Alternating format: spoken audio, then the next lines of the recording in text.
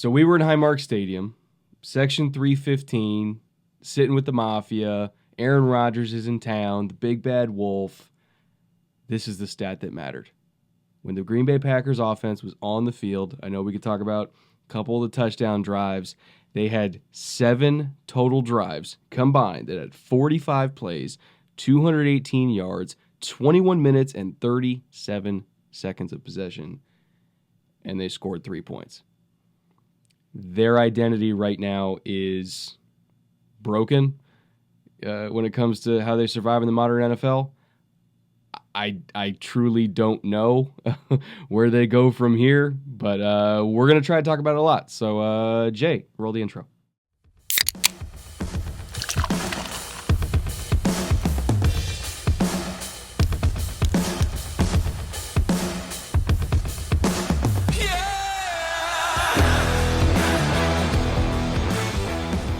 What is up, everybody? Welcome back to another episode of the Bootleg Football Podcast, Buffalo edition. We're sitting here in the wonderful, beautiful, amazing Rock Pile Report studios. They allowed us to use their recording space for this week, and it is 2:20 in the afternoon on Monday. We got home 1:30, 2 a.m. 12 hours ago. Tailgating pretty much the whole day, eating ridiculous food, tri-tip and burn ends and brisket and whatever the hell those little buffalo cream puff things were that were insane. It was a long day for us. Full disclosure, we didn't get to watch a whole lot of football yesterday, so it's a little bit of a pared down show, and we're only going to talk about the games that we actually have watched that we can actually comment on, because if there's one thing we will not do on this show, it is bullshit you and talk about games that we haven't actually watched. So we're only going to give takes that are backed up by things that we saw and things that we've researched.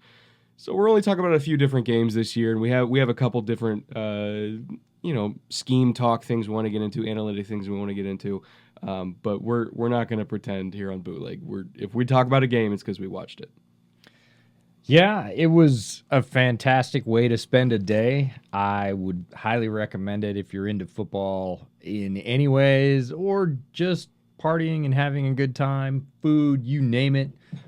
All of that is present and right in your face in Buffalo, and in the best possible way. And since we're in the Rock Pile Studios, we're going to celebrate with a couple of cold Montuckies. Montucky's kind enough to sponsor Rockpile, and they have a fridge right under their table, which is better than either of our setups. It is super dangerous. It is also dangerous, but we're gonna have Montucky's as the beer of the week. But we had a great time in Buffalo. The people were amazing. The food was off the charts. The football was fun. The weather was even nice, which is not always the case in Buffalo, but it certainly was last night. It was perfect fall football weather. Can you tell that I lost my voice a little bit last night? I was hoping mine would come back this morning, and it did. So there you go. Most of the time when I was screaming, by the way, it was, Josh, please no. Please no. Oh, son of a bitch, Josh, please, God, no. That kind of showed up last night. That's one of my main takeaways is 2018, 2019 Josh Allen, where he's like trying way too hard to make a play instead of throwing the ball away, or like the first interception. I swear to God, he could have just kept running and got a first down. Those picks were brutal, but this is a good enough team where they can survive them against a club like Green Bay that's very one-dimensional and can't really punish them for it. If they pulled that against the Chiefs, if they pull that against the Bengals later this year, assuming Jamar Chase is back, they will have trouble getting away with that. So in a way, it's a concern, but at the same time, if you're going to blow out the Packers by 10 points, you at least want to play sloppily enough so the coaches can still get on you on Monday morning. So you feel like your shit don't stink, you know? So I think that there's a lot that they can learn, and for a team that's as good as them, it's still blown out the Packers by 10 points. Like, you want to come away with things you can improve on, and they have a lot they can improve on. Yeah, it looked like they were going to run this going away. First quarter, second quarter, they roll up a decent lead, couple of touchdowns. The stadium's rocking. The Packers are faltering. and it looked like this was going to be a boat race. And everybody was really happy about that. And then it just slowed down. Yeah. And the stat you gave in the opening is they had a lot that didn't end up accounting for a lot. They didn't score any points from it, but they had possession, they had plays. Even into the third quarter, it really felt like Buffalo was letting them hang around. And Green Bay puts up an 11-play, 6-minute, 47-second drive. Just sapped the Buffalo defense. The crowd got quiet, and they just kept grinding and grinding and grinding. Didn't get any points out of it. Yeah. But it really took the air out of the sails, and it felt like if at any moment Buffalo just could drop a touchdown. And again, Josh making some crazy decisions near the goal line where it looked like he could easily score and just didn't. And so Green Bay hangs around and hangs around against a really good team. That's going to cost them. The Packers aren't a really good team right now. It's kind of crazy that Buffalo still rolls up a win by 10 points. Felt like they could have had it any time in the second half, and they just couldn't do it. And I do kind of want to touch on the Packers, and we talked about them last week in terms of like their success rate, and they have a very high success rate in the NFL. Success rate defined by percentage of yards defined to the sticks per down. First down, I think it's 40%. Second down, I think it's 60%. Third down, success rates defined by do you move the chains or not. They have a very high overall success rate, but their third down success rate in particular is low, and around midfield, their third down success rate is abysmally low. And so they typically had a whole bunch of drives stall out midfield, and we kind of saw them switch that up this week because they were able to run the ball so well.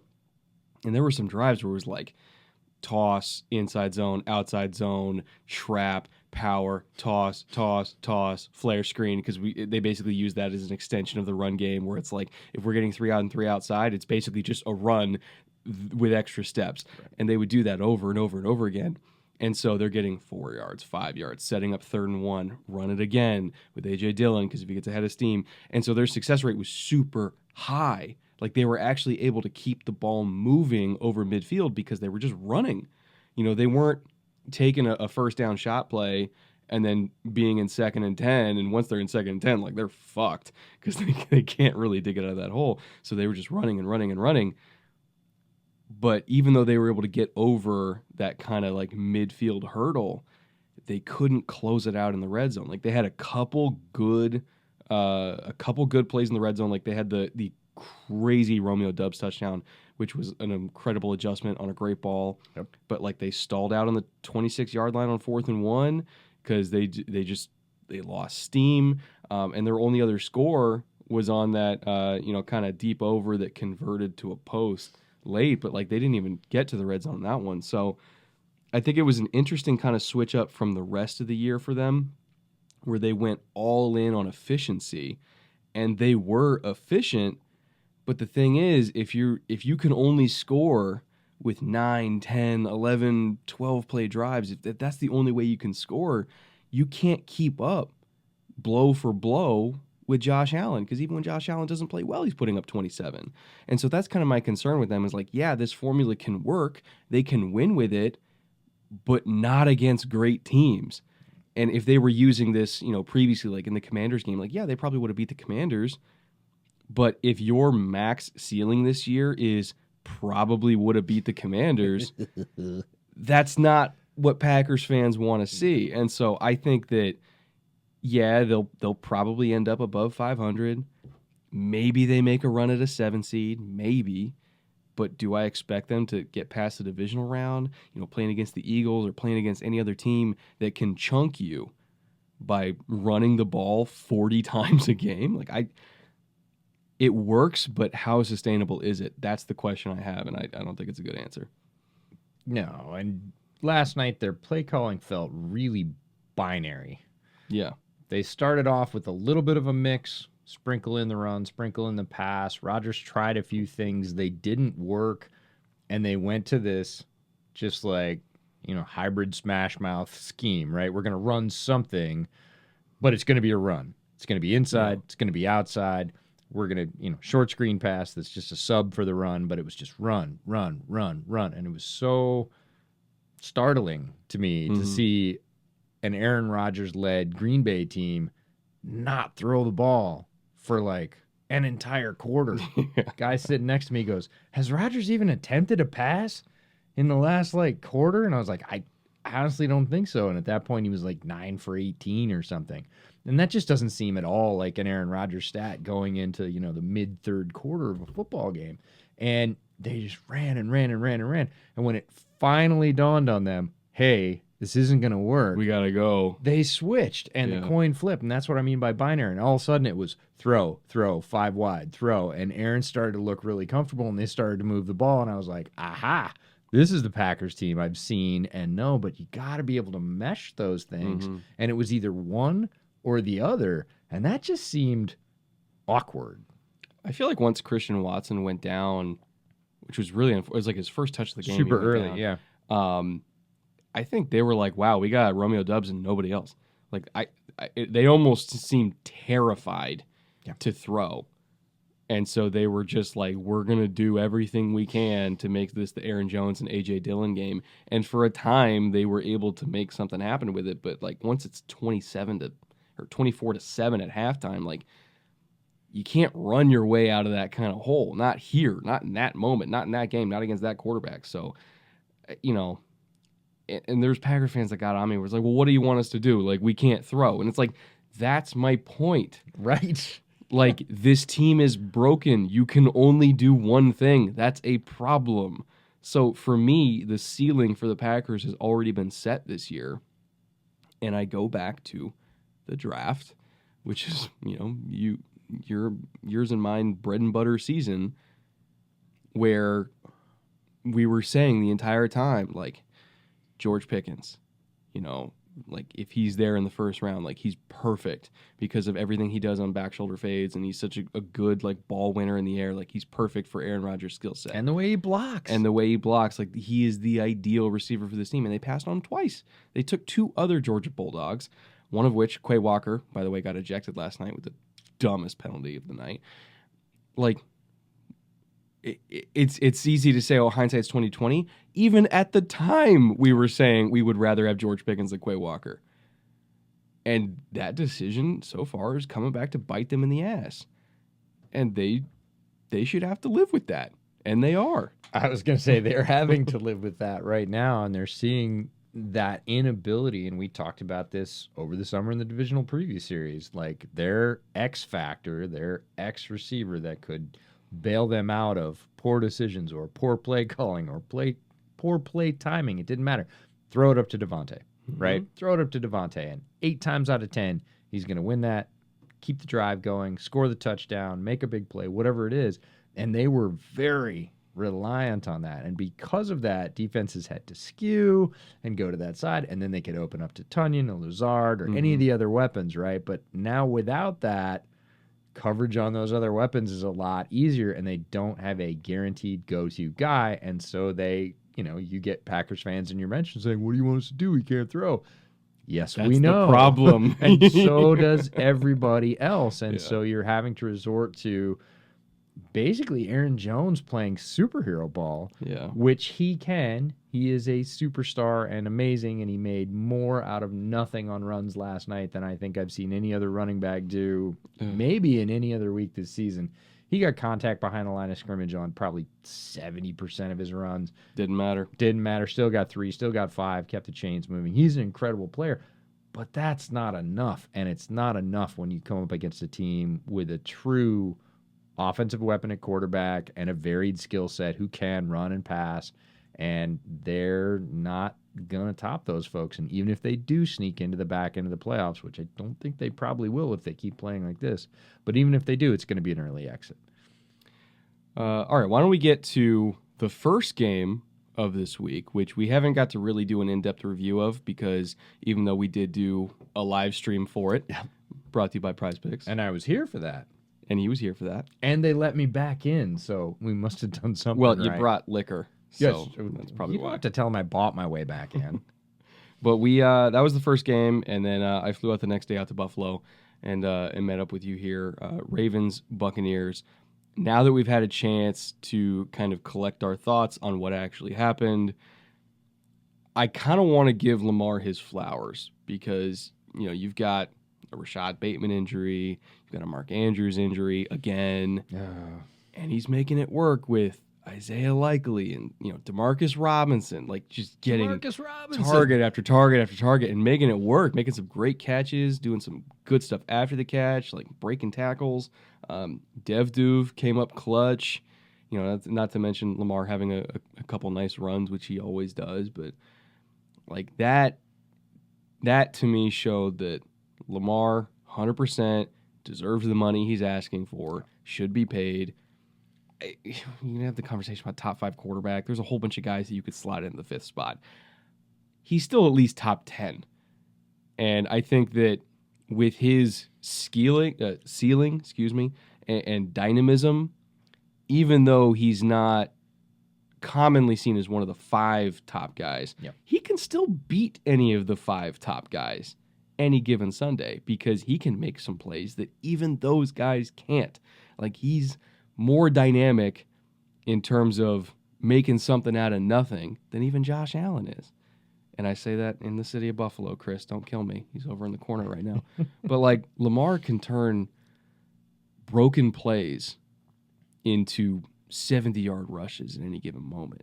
And he has a cannon for an arm. And he's smart. And when he's well protected and actually has good, well-designed passing games drawn up for him, he could be a great thrower as well. So he is seen generally outside of the top 5 guys, but he is just as dangerous as all of them. And to me, like, he's kind of picking up where he left off last year, where we're like, oh my God, he's the front runner for MVP, and then everybody got hurt, including him. Now he's showing that that's not a fluke. He's still 100% could be the MVP this year because he's beating the Buccaneers with Isaiah Likely and Demarcus Robinson and Dev Duve and Gus Edwards. And Ricard. And Ricard running stick routes for some weird fucking reason. Like, he's in that system, which we talk about negatively quite a lot in terms of the passing game, with those weapons and still gutting out wins. And that's why I kind of see the Ravens as the snake in the grass because they've had some rough games. The Giants game for one. And yet, I think if you line up Baltimore against any other AFC team, they will not be favored against any of the top 3 AFC teams. But would I be shocked if they won? Absolutely not, because Lamar is a freak. He's crazy good. And I think that, people need to start respecting him for what he is, which is a quarterback and an MVP caliber one at that. Fully agree. Longtime Lamar Jackson stan. Has shown that he can be an MVP in many ways besides the season he won one. And I think when we give Greg Roman and his system a lot of garbage, which we think is well-deserved, Greg Roman's system works. Like, they win football games with it.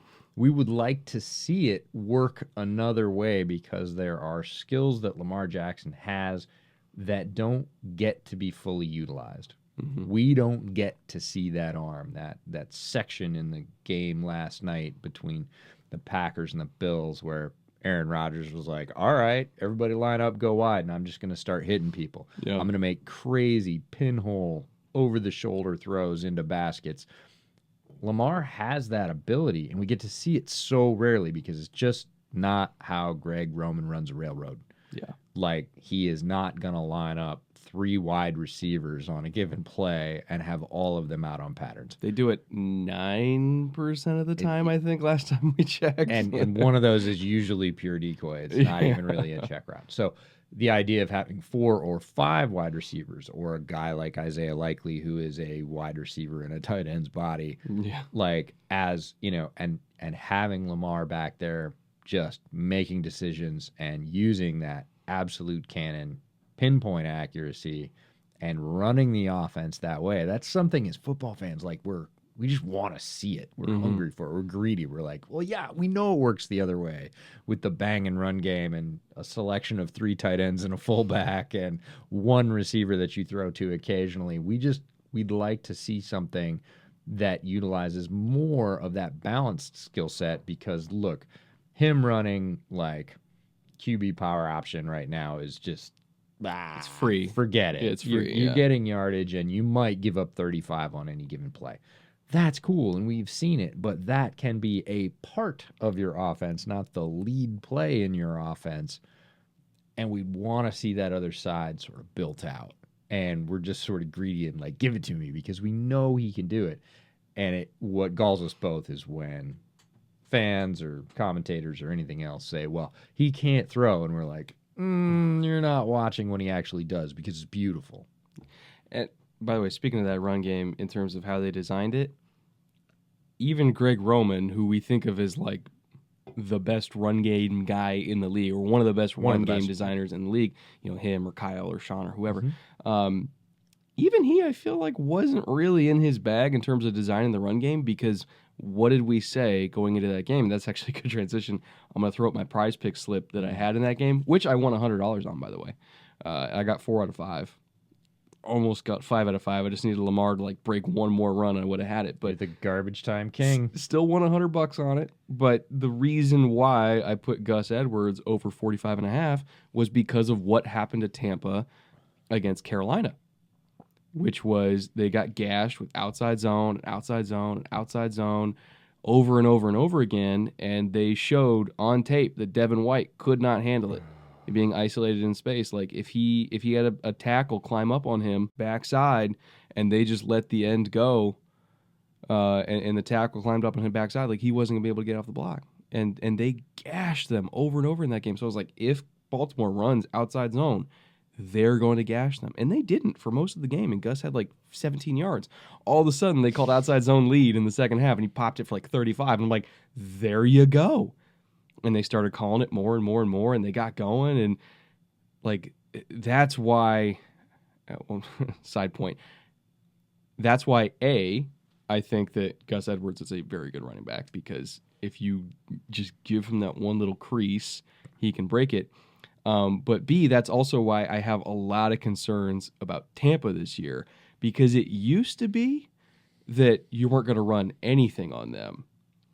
But this year, for whatever reason, the edge rushers are not playing as well against the run, and they lost Shaq, which was awful. But Devin White is also having a horrible year.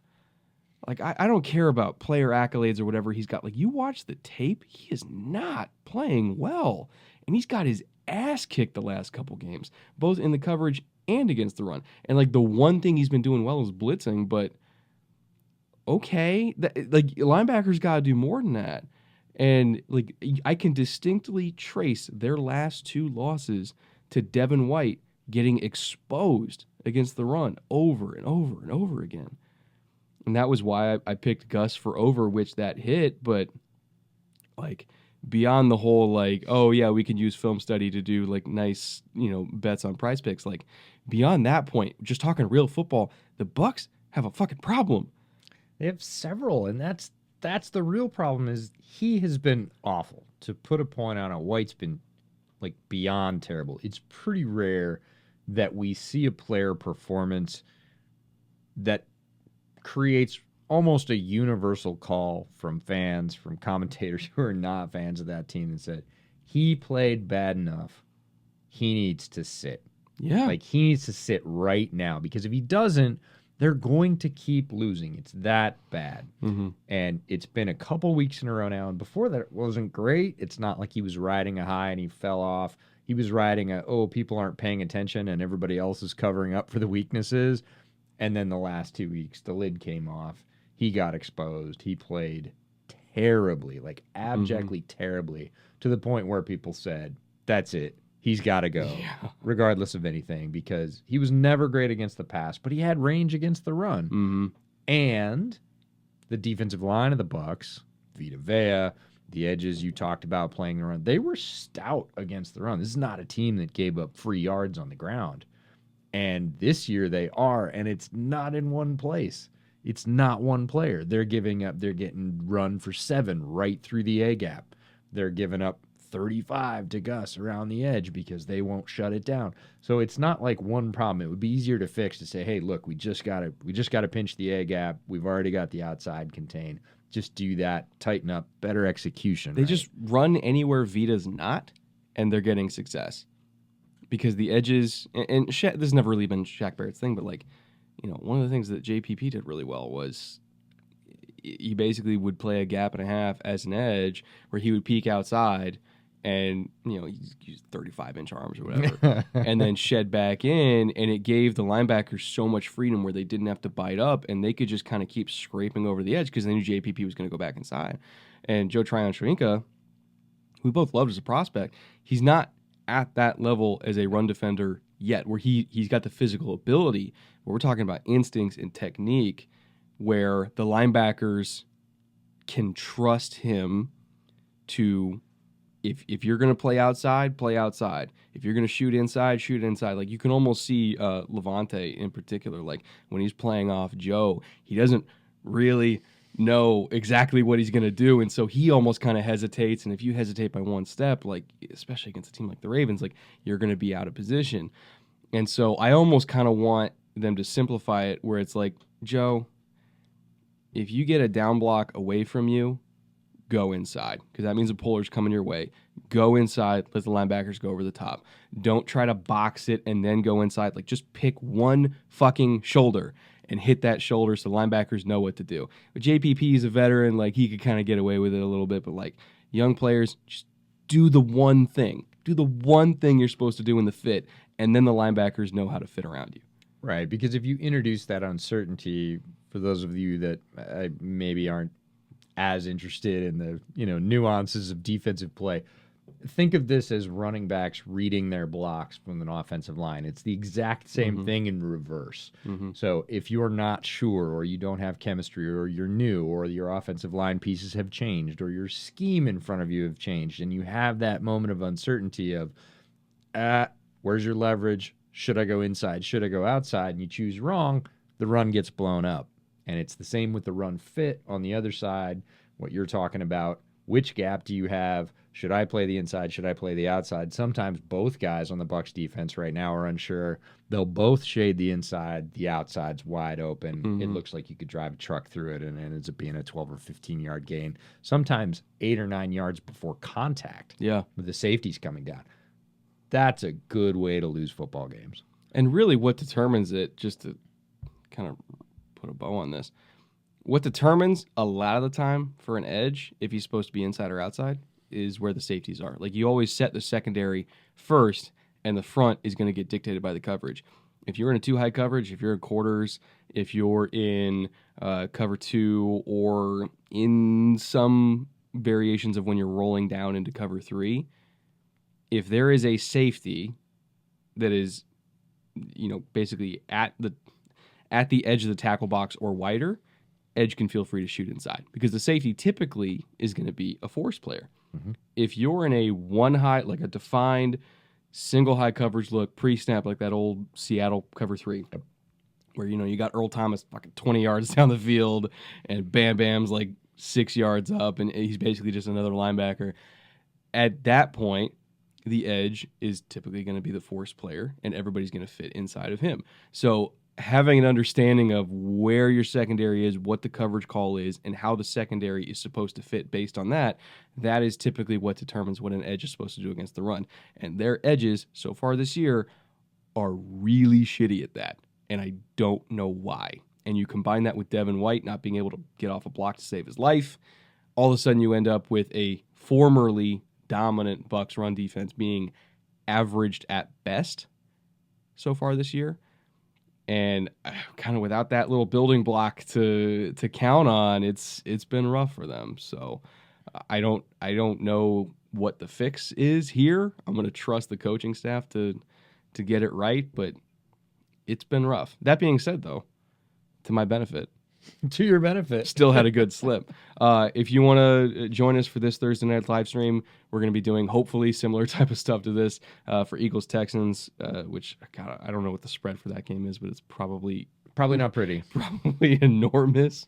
We're going to fill out another slip for that game. I'm going to be starting on my film study for that tonight to try to figure out the best possible slip I can get. Hopefully we can get another 4 out of 5, maybe a 5 out of 5. 5 out of 5, yeah. Stop by the stream on Thursday for that game. We're going to be going through it live, and fill out some slips with us. If you want to use our promo code BOOTLEG, That'll give you a deposit match up to $100 over on Prize Picks. You can fill out slips for the Thursday game, or really any of the Sunday games or the Monday game, whatever you want to do with it. It's $100 you can use any way you want to. So, yeah, stop by Thursday for that. And with that, EJ, let's get to our next game, which this was a 9:30 a.m. game for us Sunday. Started out kind of gross, ended up kind of entertaining. Yeah.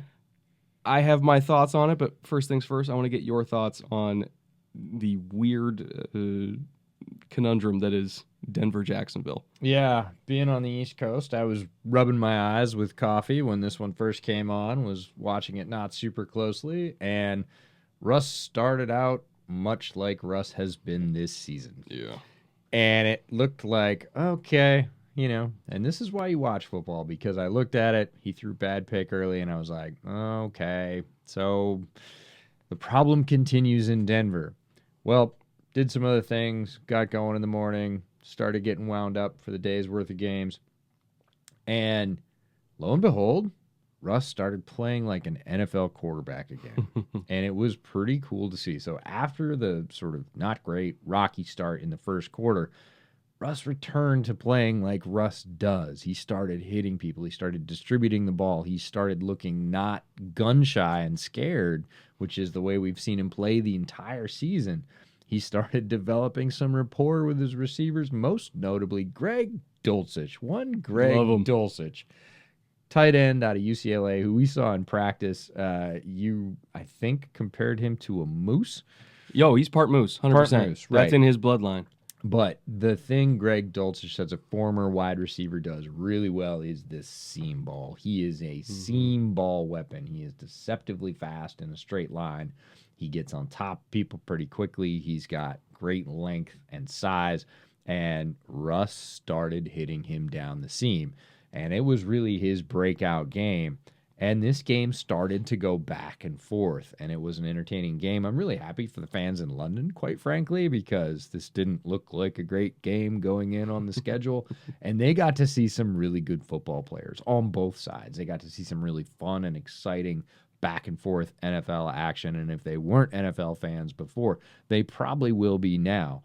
So it was cool to see Russ come back, because the answer in Denver, if he didn't, was, I don't know. Yeah. Like, nobody knows. Everybody's been saying, so we signed him to this huge contract. If this doesn't work out, what are we going to do? They don't really have a choice. There's no They're answer. locked into So this. Yeah. it was really fun to see him come back, to see him leverage guys like KJ Hamler, who we've liked for a long time and has been close a couple of times, really having a pretty good game. And we got to see Trevor do some great things early, Russ catch up, take the lead, Trevor do some more interesting things.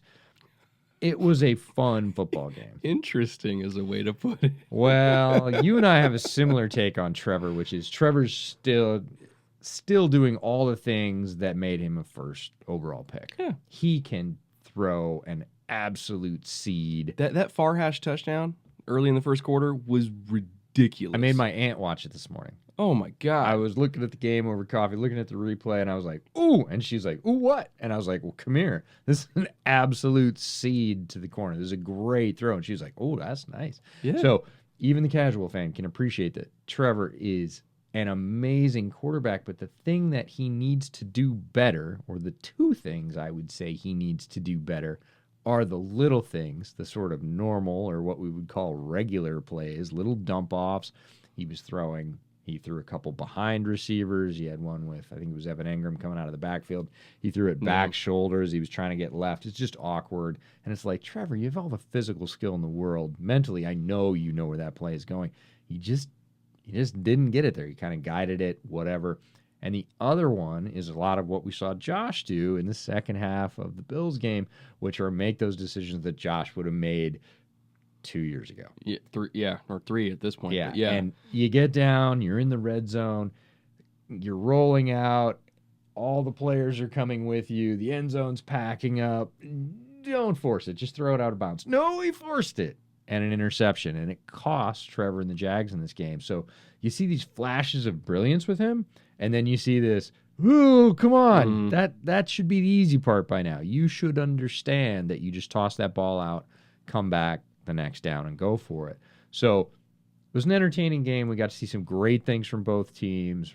Russ's return was great. Dulcich's breakout was great. The Broncos' running game was pretty solid. They looked like a pretty well-coached team, which was fun in this one. From the Jags, we got to see flashes, but they couldn't complete it. And again, from a disastrous first quarter, Russ comes back and the Broncos win this game. I think when I look at the Jags, I see a diet version of what the Bills used to be, which is a very talented quarterback, every physical tool, great guy, team loves him, and they don't quite have the talent around him yet. And remember, like Josh Allen, he really needed that Stephon Diggs trade to happen. 100%. Like that really was when the switch came on, when he got a true number one. And we've said this even at the time in the offseason, like Jacksonville got a whole bunch of number twos, but they didn't pay for a number one. They still don't have a number one. And you're really only going to do that either by making a crazy trade for a guy like Stephon Diggs or by getting lucky and drafting one, or you do what the Eagles do and you fleece the Titans and you get A.J. Brown for a first-round pick. But, that's the Eagles. They're different. Seems like a Howie thing. But, like, you need that type of weapon to really unlock that type of talent at quarterback. And I see so many of the mistakes that young Josh made where he knew that he had talent around him, but not like elite talent. And so he would just be like, I got to do everything myself. And that throw, again, it was 1st and 10 in the low red zone. Trevor, if it's not there, throw it away. Throw it away. You got 2 more downs. Yeah. And he wanted to get it right now. And he did it at midfield.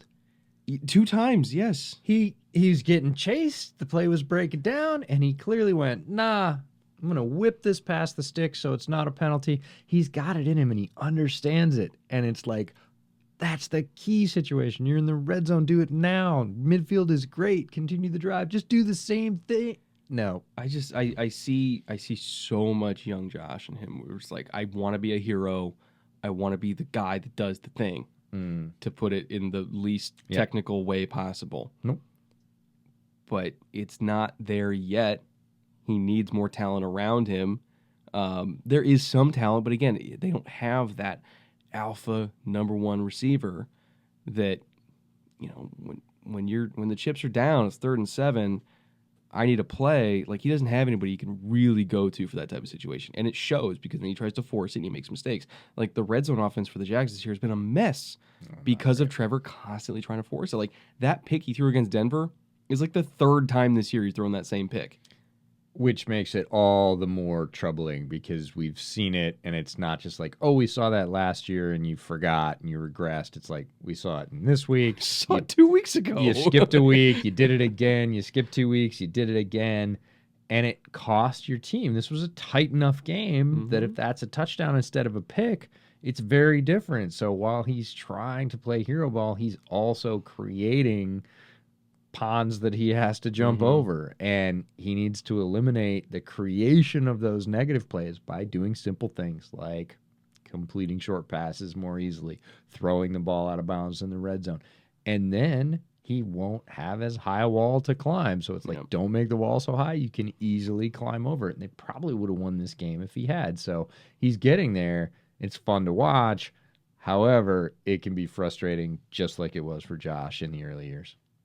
And on the Broncos note, I think their next game, I think they're on a bye week, and then I think their next game is the Titans at Tennessee, November 13th. So they got a nice post-London bye. They got a couple weeks to prepare for the Titans. By then, I'm sure Ryan Tannehill will probably be back. Malik Willis looked in his quarterback that's farther behind than Trevor with a lot less starting experience. His rookie debut was certainly something, but when you have Derrick Henry getting 32 carries, you can still win a game like that. But the Broncos have 2 weeks to prepare for Tennessee. I'm very fascinated to see what they have in store. There's a desperately needed bye for them to do a reset, hopefully for Russ to get healthy from whatever's ailing him now this week. I'm sure there's something. But yeah, they're alive. which at this point is all Broncos fans can hope for. They're alive and they're functioning. And they didn't have to fire their coach at And halftime. they didn't have to fire their coach at halftime. Which looked like a real possibility after the first quarter because, let's be honest, the Denver fans' patience is extremely thin. They are tattered. Oh, at this they point. are frothing at the mouth. Yeah. The fact that they put up like 20 points in this game, oh my God, it was like a holiday for them. They were overjoyed besides themselves. They got 21 points. Because, let's see, the rest of their schedule, I'm going to look it up right now. Because they were like last in points per game by a not insignificant margin. No. They've done 23. No, that was preseason. Yeah. They've done 16, 16, 11, 23, 9, 16, 9, 21. Yeah, they needed this. Let's Yeah. just say they needed this in the biggest way. The organization needed this. The fans needed this. Russ needed this, I'm sure, to come back and, kind of go, no. Okay, I'm good at my job. Like, I can do this. I'm decent. Right. at my I'm job. decent is a huge step up from where he's been playing basically the entire season. Yeah. Even when we saw him in the opener in Seattle, he didn't look at all like himself. He looked confused, and it's just sort of off-putting to see a guy who's played so well for so long play so poorly. Not just like, oh, it's a little bit of rust, or, oh, it's a little bit of, mesh issues with the new receipt. No, it was complete like, what? And, is he washed? Is he over the hill? And to see him come back and play decent football was a huge step up. Yeah. It was a welcome sight. Yes. All right, let's talk about two functioning offenses, shall we? Dolphins Lions, which we expected this to be a relatively high scoring affair, and it was. And I had a lot of interesting takeaways from this game. Number one, the Dolphins receiving core is disgusting. Absolutely disgusting. Tyreek is insane. Jalen Waddle's insane. Gesicki, now that he's, just basically they're conceding the fact that he's a big slot and they're using him that way. Out of blocking jail. The run game, it's looking exactly like we expected the run game to look in terms of like, oh, we're going to do some really crafty toss plays and, get good angles to the edge and break off some explosives that way. Like, this offense is just straight up fun. And I know they got a little bit of a rocky start. They went down 14-0 because of a kind of weird fumble, and Detroit got the ball back and everything like that. But they came back and just ripped through points easily with chunk plays. You got a couple to Tyreek. You got some really nice ones to Waddle. Waddle made an insane catch, by the way. That kind of like pluck where Tua was rolling out to his left and threw it across his body, and Waddle just plucked that thing out of the air. Like, this was the showcase for you surround a young quarterback, regardless of talent level. Like, if the quarterback is just accurate and a good decision maker, you surround him with an elite receiving core and a well-designed run game and just a decent defense, and you can put up some crazy-ass wins. I loved everything that I saw here, and I think that if I was a Dolphins fan, the Tua versus Herbert discussion at this point, I wouldn't even care because I would just be having fun. My offense is explosive. It puts up points. It can look as sexy or as not sexy as you want it to. At the end of the day, we're putting up 30-plus when our guys are healthy. You can't really argue with that. No, and I don't care much about the Tua Herbert thing at this point because it's done. That is water under the bridge. It is sunk cost. You're not getting Herbert anytime soon. You have Tua, so what is that? And this was a pretty good week to take a snapshot and say, it is this. It can be this. And we watched that game, rewatched that game this morning, and there are a lot of things to talk about sort of aesthetically about how Tua plays quarterback, but sometimes we tell you all not to stat watch, and there's a reason, right? Yeah. You want to watch film. You want to be able to have the nuance of how the game progressed. Was it a good pick, or did it get tipped? Is it not the quarterback's fault? All those things matter, but sometimes you do just go back to the stats and say, no matter how it looked, he rolled up well over 300 yards. He put up points when he needed to. He moved the offense. He completed drives. He did really well. Now you can say, oh, he left a couple of deep balls short. That's true. Absolutely. But did you see the one right after that where he layered it into the end zone on a nice little loop and it hit the receiver in the chest and it looked easy? It looked like a run through, not a live play. So there's a lot to be said about that. I do want to give a quick shout out to the Dolphins offensive line. They provided him very solid protection. He had a lot of good pockets to throw from. That 300 plus yards that he put up started with the performance of the offensive line. And they have come together. They have been, I don't want to say much maligned, but they have been maligned. And this week they played really, really well. So not only did they power the passing game, they also opened up a lot of those holes in outside zone in the run game that we saw, where running backs can get to the outside and just pick a lane and go shooting up for 8 or 10 yards. So great job by the Dolphins offensive line. But I want to talk about the Lions offense because they can put up points on anybody. They have showed it all year that their offense, with their array of talent, Amon-Ra St. Brown, DeAndre Swift, TJ Hawkins. When they're healthy, they can put up. Right. You need Swift, you need Amon-Ra on the field. But, it's harder to put up points when you're on the bench, but when this offense comes out firing, and again, another team that's invested in a very powerful, young, talented offensive line in front of Jared Goff. And Jared Goff is good enough that when you do that, when you provide him a stalwart offensive line in front of him that pass blocks and protects well, you provide him with multiple weapons at different positions, like this offense can score points on anybody. But the defense will allow points to everybody. Yeah. So this is going to be a boat race or else situation every week. And that's a lot of pressure to put on either phase of your team. Being a Bears fan, it's the opposite, right? The defense has got to be perfect because the offense isn't going to score very many points. I don't know. Last couple of weeks. Typically, last couple of weeks has turned that around, which is great. But they've got to tighten that up to compete. And you and I talked about it this week that, the draft is sort of everything. And if you hit on draft picks, you do well. And if you don't hit on draft picks, you don't do well. And Levi Onwuzurike, who we both really like, was a little bit underwhelming. In his previous season, he got hurt this year, and he hasn't been in there. And Aiden Hutchinson has looked kind of average. He's had his flashes. Okay. He's had his flashes, but again, he's the only guy on that defensive line right now. When he's good, though, is when, and you talked about this in an interview before the draft. You said Mike Macdonald, when Mike Macdonald spent 1 year, he's now the Ravens defensive coordinator, was the Michigan defensive coordinator last year. And when McDonald came in, he transitioned him from a 3-point, 4-point stance, like hand of the dirt defensive end, to essentially an outside linebacker. Like he played the same spot, but from a 2-point stance, because McDonald likes to have a big, tall edge standing up so they can get vision on the ball. And some guys, especially when they're that tall, they're a lot more comfortable in terms of their get off because they don't have to like lurch up out of a 3-point stance. Mm-hmm. And Hutchinson said he was a lot more comfortable that way. And the Lions played him hand in the dirt, and then coming into this last week started to realize they need to transition him.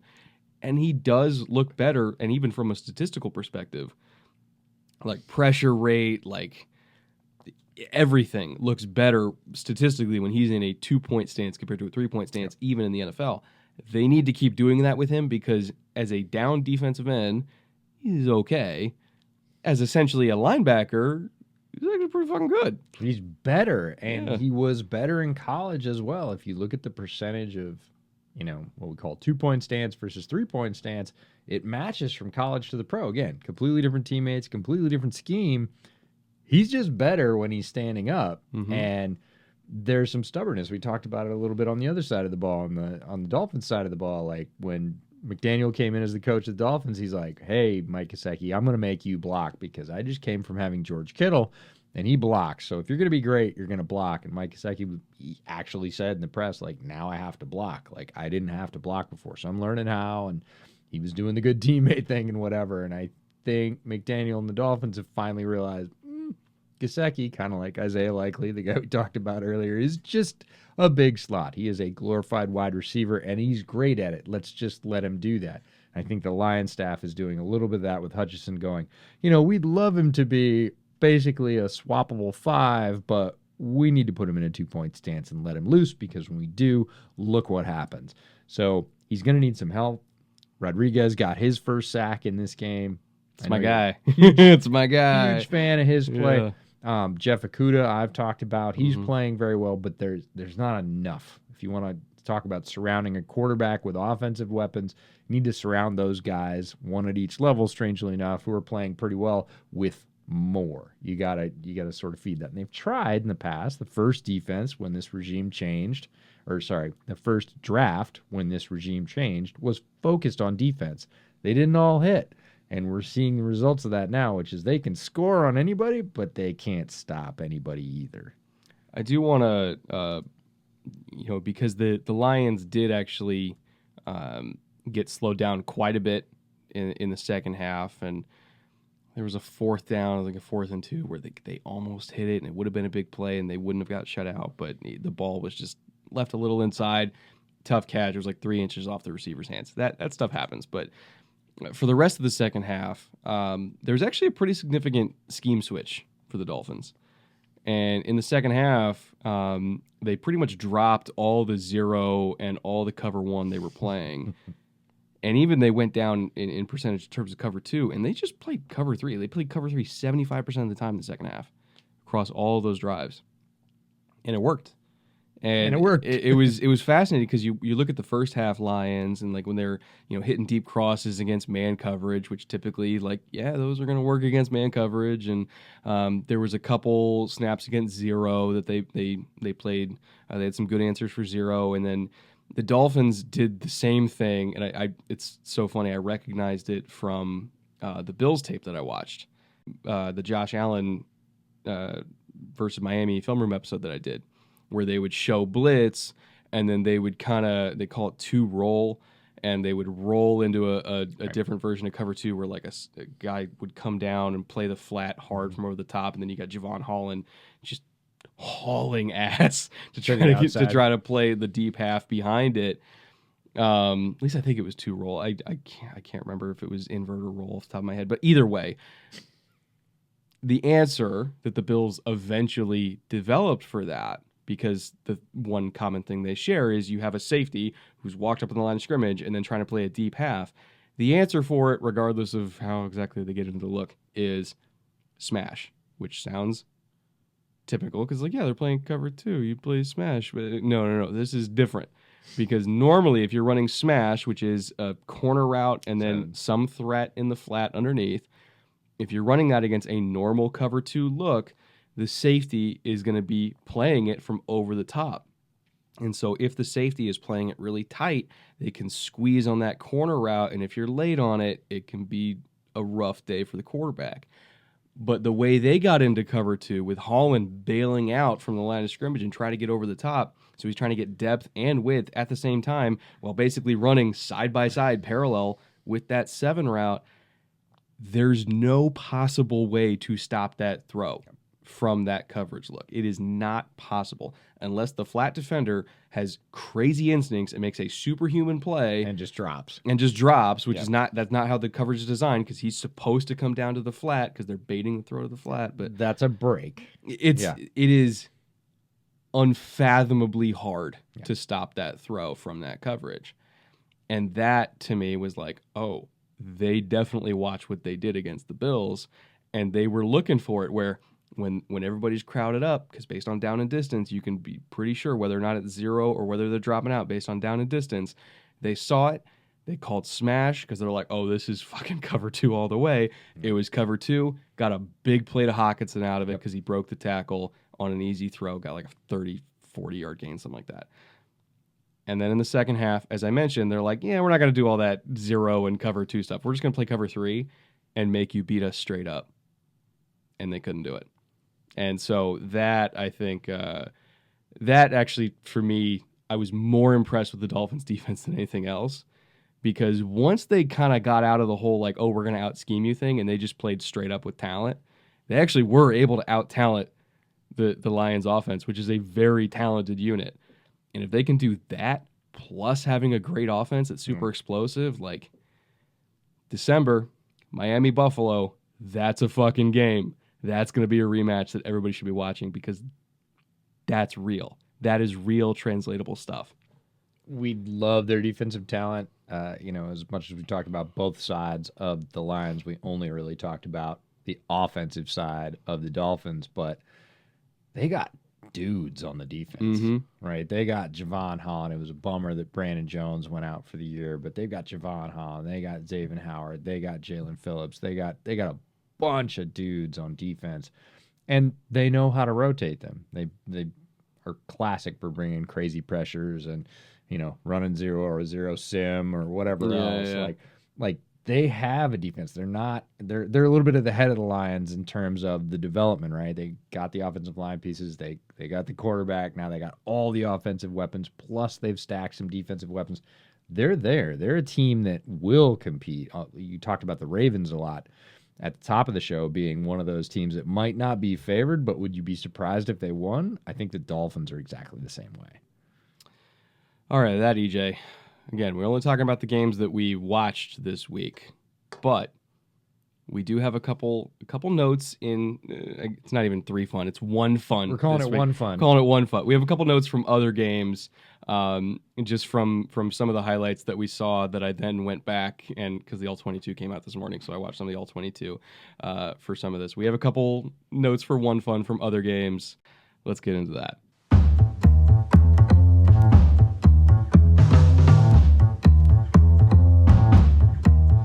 All right, EJ, my 1 fun for this week. Kyle Pitts. As you know, I did a film room episode on Kyle Pitts this week, talking about his lack of usage and all the problems that have been going into the Kyle Pitts experience this year. Came into the week with 16 catches for less than 180 yards and 1 touchdown in 6 games. It was a horrific season. In fantasy, he was like tight end 36 or at least 27, somewhere around there, which for tight ends is horrific. It was a bad year. And I'll be honest, I started him in fantasy anyway this week. You know why? I do know why. Because I believe in the Coleman curse, and he came through for me. He rewarded my faith. 5 catches, 80 yards, touchdown.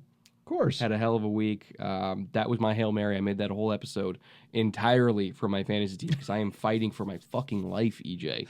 I was 3-4, okay? And I have Kyle Pitts in like 4 different leagues, and I desperately needed him to go off, and he did. There's only 1 league I didn't start him in, and the other 3 I did, and I did pretty well. But I want to talk about how that happened. They used him, ironically. I'm not saying the Falcons watched the episode. I'm not that egotistical. But what I am saying is that I might not be as big of an idiot as I thought I was, because all the stuff they did with him in that game was the stuff that I said they could do to up his production. Namely, using him as the mid-level threat on flood and not just hanging out in the flat the whole game or blocking or anything like that. They got him. They would line him up outside and run glance routes to him where it's like, hey, the corner's off and outside leverage. Let's just use your big-ass frame to our advantage and get free catches over the middle. They did that. And I'm like, first of all, hooray. Thank God. Right. I really needed that. But B, where's that been for 7 weeks? Yeah. I'm hoping that this is going to be the turnaround that we need to inspire the Falcons coaching staff to use their 4th overall pick the way he should be used, and they got a win out of it. You know what it reminds me of? The whole, hey, we have a really big, fast, talented running quarterback. We should have some designed quarterback runs for him. Just a couple, yeah. And all of a sudden, Justin Fields goes off. And it's like 125 yards or something like that. Yeah. Right, and we have this huge guy that's basically an X-wide receiver in an, hyped up, pumped up, juiced up tight end's body. We should probably use that frame on the outside to leverage against cornerbacks because they're going to be helpless. Yeah, they are. We should probably not have him blocking like 65% of the time. Yeah, he'd probably profit if you used him like that. So that's what it reminds me of. Sometimes NFL coaches overthink shit, man. Sometimes, but they stopped doing that, and you benefited. And I'd say something about your fantasy production, but we'll just leave that where it lays. It's been a year, EJ. It's been a year. I'm well aware. All right, what's your 1 fun? My 1 fun is Tony Pollard's moment in the sun. We've talked great length, I think, on this show about Tony Pollard's potential and the fact that he is more efficient and more explosive than Zeke is, both, and has been for a couple of years. Now, Zeke's been struggling with health. He looks back to health a little bit this year. His spin move is back. It's been fun to watch Zeke again, and Zeke is much better than him in pass protection. Zeke was one of the greatest pass protecting running backs I've ever scouted in college, and that is not any kind of hyperbole. He looked like a polished pro pass protector at Ohio State. Outside of that, when the ball gets handed off, or thrown for that matter, Pollard is better with it than Zeke has been for a while. Zeke gets hurt out of his shadow. Tony Pollard, 14 carries, 131 yards, 9.4 per touch, and 3 tutties. So he was the offense. Yeah, basically. as we said, like, hey, if you were featuring him, or as we've been sort of pounding on the table, you should be featuring him. This is what's possible for the Cowboys offense. And boy, can they use that. It's nice to have Dak back. They're starting to rebuild that sort of synergy between quarterback and receivers. But if you can hand it off to Pollard and get 9.4 per touch, your offense is going to be efficient and explosive. So it's good news for the Cowboys, great news for Tony Pollard. And like you said, maybe we're not as stupid as we thought we were. I'm pulling up his contract right now because I'm pretty sure, yes, he is. He is a free agent this coming year. And I don't know if Dallas is going to do the same thing they did with Zeke, where, you know, they paid him a shitload of money, and then a couple of years later, it's like, oh no, we can't afford Amari Cooper. You know, they got into trouble once already paying running backs. I don't know if they're going to do it again, but yeah, Tony Pollard's really fucking good, and he's going to be on the free agent market, and somebody's going to pay him, whether it's Dallas or somebody else. Somebody's going to pay him like $7-8 million a year, and they should. He's really fucking good. All right. Time has come, EJ. The time has come. The bootleg shot of the week.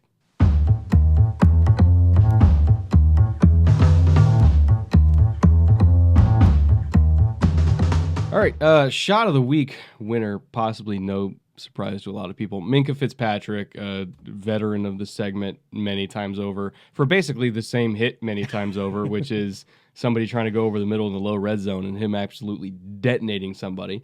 Does it basically 4 or 5 times a year, and people keep trying to test him there. But once again, the winner, Minkah Fitzpatrick, was a somewhat tight vote. He only did win by 1 vote, but he managed to pull it out. So, Minkah, first of all, cheers to you, EJ.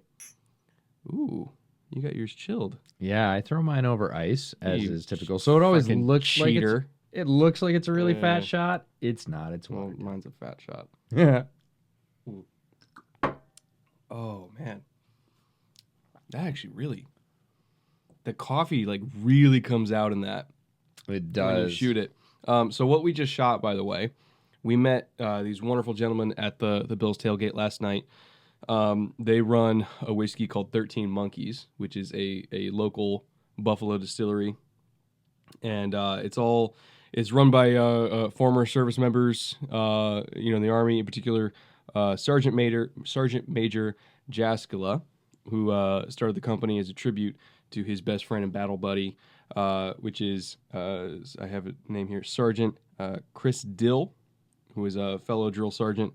He was KIA on April 4th, 2005, over in the War on Terror. And so it's called 13 Monkeys because 445 adds up to the 13 stars on the badge. And they run a nonprofit that benefits all the family members of everybody who is KIA in the War on Terror. And, they honor local military vets and anybody who's an emergency responder. And they make a damn fine whiskey. A lot of, not a lot, but too many, in my opinion, like local distilleries. They buy it from a company called MGP, which is a major distillery in Indiana, and then they kind of like rebottle it. Like, no, this is not MGP stuff. They make it themselves. They age it themselves. It is really, really good whiskey, and for a good cause, run by really good dudes. Like we hung out with Sergeant Major Jaskula at the tailgate over in Mudlot and Bills Mafia. He's a diehard Bills Mafia member, and just an all-around great guy who makes a great whiskey. So if you're a Buffalo native, they sell it at local liquor stores. Excuse me. I can't even fucking talk. I've been drinking all All of day. a sudden. I know. Alcohol catches up to you by 3 o'clock in the afternoon. But 13 Monkeys, look for it. Really, really, really good stuff for a great cause. And also, shout out to Minka for earning a wonderful shot. Now, nominees for this week. We couldn't narrow it down to 4, so we got 5. Number 1, Kirby Joseph. Again. Second week in a row. Second week in a row, Kirby Joseph. Forcing a fumble. That's all he knows how to do, apparently, is upend ball carriers and force fumbles in dramatic fashion. This one on Braylon Sanders' first NFL game for Sanders, Yeah, I think, it was right? unfortunate. Braylon Sanders been on the practice squad, got called up for this game. First game, welcome to the NFL moment, was versus Kirby Joseph. He drilled him down in the red zone. Ball came loose. Lions recovered. Huge play. And Kirby Joseph, multiple week nominee, multiple weeks in a row. Yeah, he's a fun player for them. And what was your book on him when he was coming out? That he was a hitter. Who's super athletic and a hitter. Yeah. Like that he had really good physical traits and that he would bring it, right? A lot of guys have great physical traits but aren't able to package that up at the point of attack or use them all in concert. Kirby Joseph is, when it all comes together, it is hard to hold on to the ball. He hits you that well. Second one up, Bruce Irvin making another appearance in the NFL. Hawks re-signed him, and he kind of pulled the veteran move of, I'm going to take the quarterback and throw him into the running back and make the tackle that way. Kind of got a bank shot there if you're a billiards player on Saquon Barkley. Not that it was like the biggest tackle in the world, but it was fucking hilarious. So it earned the nomination just for that alone. Yeah, it's on the pure fun meter. It was way up here, so there was no way to leave it out. Xavier Howard, who EJ insisted we leave this one in just because he's an unabashed Xavier Howard stan, came off on zone coverage. Amon-Ra St. Brown was the mid-level threat on flood, and he just came down and put a shoulder into him, immediately flattened him. To his credit, Amon-Ra popped up immediately, but it was a pretty good stick from Xavier. Yeah. Option number 4, go from Xavier to Xavier. Xavier McKinney coming wide open, completely untouched on a really nifty fire zone. Got a big sack on Geno Smith. Didn't even see it coming at all. Massive, massive stick. Legal stick, but also just loved the design of the pressure. He kind of was hanging out there in the slot, kind of floating, being like, oh, I'm not coming. Immediately darted inside there in the B gap. And it was just great design. They slid the other way, so there's nobody to account for him. Huge hit. And then fifth option, Dylan Cole, making a random appearance on Shout of the Week. A little bit of Titans love, running straight through a ball carrier, just juggernaut style. Didn't wrap up, didn't really even raise his hands, just ran him the hell over. That's the thing that got me, is he really didn't use his arms at all. It was just straight up like only using shoulder and head, and it's not how you're taught to tackle, but it worked. Highly effective in this particular case. So you can vote for all those in the pinned comment down below. Whatever your favorite option is, throw that down there. And then we got one last thing in this, what we thought was going to be an abbreviated episode, and it's not an abbreviated episode. An inebriated episode? Inebriated. Oh, God. Don't even get me started. Okay. Between yesterday and today. Yeah, I think it's kind of like you're just not reawakening the demons from yesterday. I am not drinking for a while. It's been a weekend. All right, let's get to the watch list. All right, so Bills-Jets is an obvious one. Division rivalry. Bills, enough said. Jets, up and down performances, but are still winning and feel like they're over the hump to becoming the team that matches their talent. Dolphins-Bears is a really interesting game to me. Dolphins have been playing extremely well. If you'd showed me this matchup 3 months ago, I would have said, I really don't want to watch that. I think the Dolphins are going to blow the Bears out. Bears have played really well, even though they lost this week. They've scored points. Justin Fields is showing some, I would say, massive step improvement after the mini-bye. This becomes an interesting game. Titans-Chiefs. Differentiation in style between a Mike Vrabel team. Wow, that is a kind way to put it. Mike Vrabel coach team and an Andy Reid coach team. Do I expect the Titans to win? I don't. Do I expect the Titans to hit just like Dylan Cole, and inflict some punishment on the Chiefs. Maybe keep it even in what I will call a clash of styles. Yeah, it might be. And the oddly fascinated game this week, Panthers-Bengals. Again, this is much like Dolphins-Bears. If you'd put this matchup up even a month ago, I would have said, not at all interested. Bengals are going to wipe the table with them.